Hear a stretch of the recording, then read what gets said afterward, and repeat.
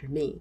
And that changed my thinking completely, because before I would really go back and forth with, oh, maybe I should do this, but I don't want to upset people. And I would question myself a lot. And so I didn't really like being decisive. I still struggle with it. And so I would just do everything under the sun design wise.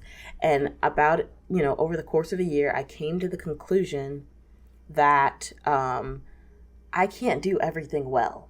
And that's a hard truth to sit with. Like, I cannot do everything well. So I had to accept the fact that you need to narrow down what you actually love to do and focus on it, because you only have so much energy and you only have so much time.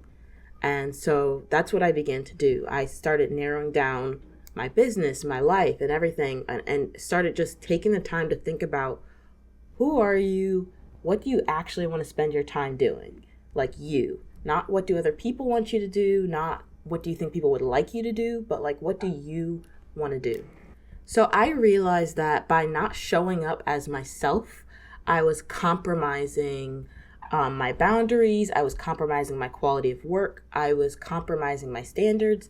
And it really wasn't going to be good for anybody for me to keep living like that. So, I forgot that there was a me, right, who loved taking her time. There was a me who loved getting into just the play zone, as I like to call it. I like just working hard at a project and getting into that zone where I'm kind of messing with things and figuring them out.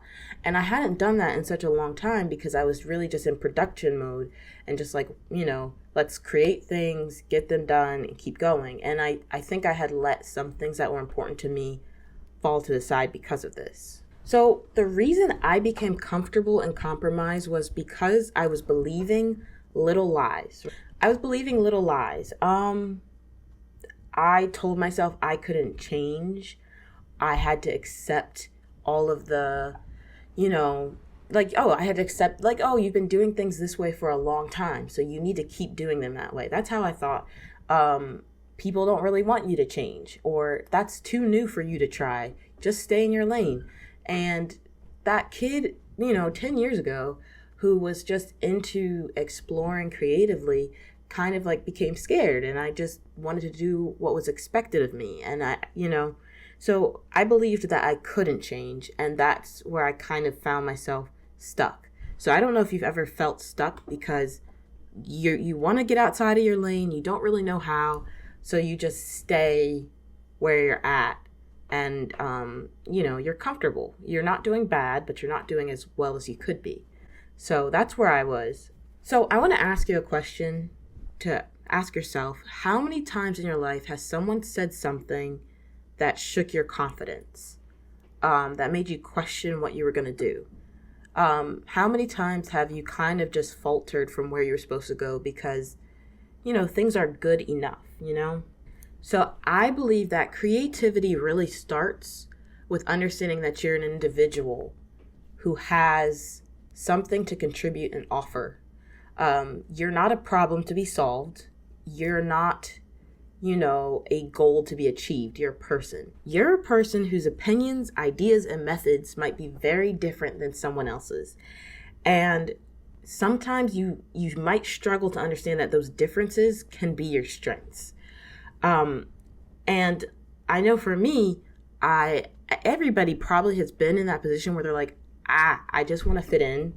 I just want to do what's expected, collect my check or whatever, and go home.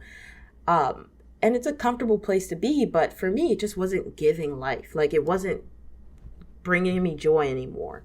And I felt like things that I used to enjoy were starting to become things that I didn't enjoy because of the way I was thinking. And so just ask yourself, has someone ever said something that made you think oh, I used to be really good at that, but, I don't know if I am anymore, or I'm just not that, I can't change. I can't do anything different, So I want to encourage you to lean into the discomfort and lean into what makes you you, what makes you original, what makes you unique. Celebrate the fact that you're the one and only you.